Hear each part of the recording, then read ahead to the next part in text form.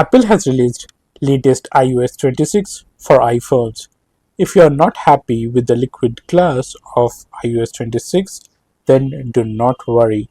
You can install the old operating system of your iPhone. This is my iPhone 26.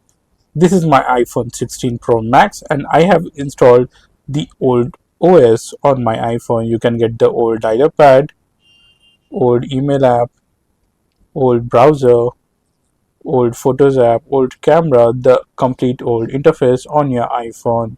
To get this old operating system on your iPhone, all you need to do is to install a third-party app named FleckStore.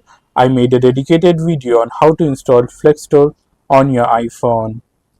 So it has a section named as apps at the bottom left corner. You can go to app and search for old OS. Just tap on old OS, click on sign app, click on install, and this will install old operating system on your iPhone. Now old OS is successfully installed on your iPhone.